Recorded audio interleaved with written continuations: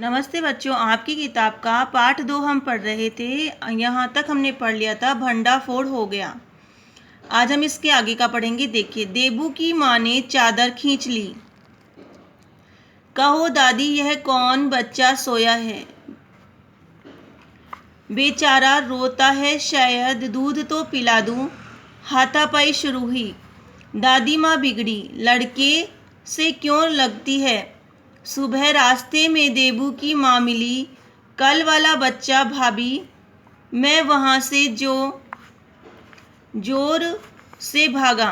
दादी माँ के पास जा खड़ा हुआ। वस्तुतः किसी प्रकार का अपराध हो जाने पर जब हम दादी माँ की छाया में खड़े हो जाते, अभयदान मिल जाता।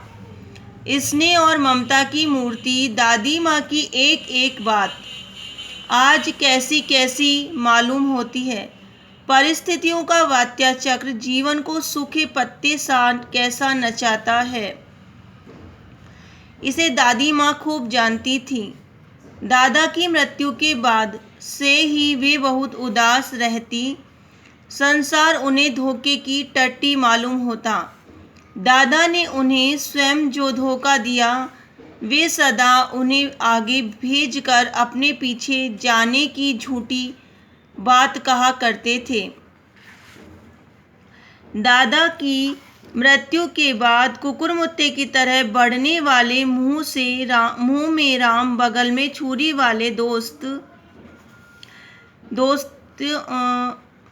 दोस्तों की शुभ चिंता ने स्थिति और भी डामाडोल कर दी। दादा के श्राद्ध में दादी माँ के मना करने पर भी पिताजी ने जो अतुल संपत्ति व्यय की, वह घर की तो थी नहीं। दादी माँ अक्सर उदास रहा करती। माघ के दिन थे, कड़ाके का जाड़ा पड़ रहा था। पछुआ का सन्नाटा और पाले की शीत हड्डियों में घुसी पड़ती। शाम को मैंने देखा दादी माँ गीली धोती पहने कोने वाले घर में एक संदूक पर दिया जलाए हाथ जोड़कर बैठी हैं। उनकी स्नेह कातर आंखों में मैंने आंसू कभी नहीं देखे थे। मैं बहुत देर तक मन मारे उनके पास बैठा रहा। उन्होंने आंखें खोली। दादी माँ, मैंने धीरे से कहा, क्या है रे, तू यहाँ क्यों बैठा है? दादी माँ, एक बात पूछूं, बताओगी ना? मैंने उनकी स्नेहपूर्ण आंखों की ओर देखा। क्या है? पूछ। तुम रोती थी। दादी माँ मुस्कुराई। पागल, तूने अभी खाना भी नहीं खाया ना? चल धोती तो बदल लो। दादी माँ, मैंने कहा, मुझे सर्दी गर्मी नहीं लगती बेटा। वे मुझे खींचती रसोई में ले गई। सुबह मैंने देखा चारपाई पर बैठे पिताजी और किशन भैया मन मारे कुछ सोच रहे हैं। दूसरा चारा ही क्या है? बाबू बोले, रुपया कोई देता नहीं, कितने के तो अभी पिछले भी बाकी हैं। वे रोने रोने से हो गए। रोता क्यों है रे?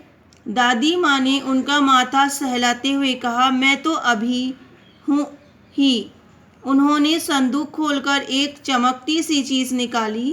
तेरे दादा ने यह कंगन मुझे इसी दिन के लिए पहनाया था। उनका गला भर आया। मैंने इसे पहना नहीं, इसे सहेज कर रखती आई हूँ। यह उनके वंश की निशानी है। उन्होंने आंसू पोंछकर कहा, पुराने लोग आगा पीछा सब सोच लेते हैं बेटा। आगे का पाठ हम अगले वीडियो में पढ़ेंगे। धन्यवाद।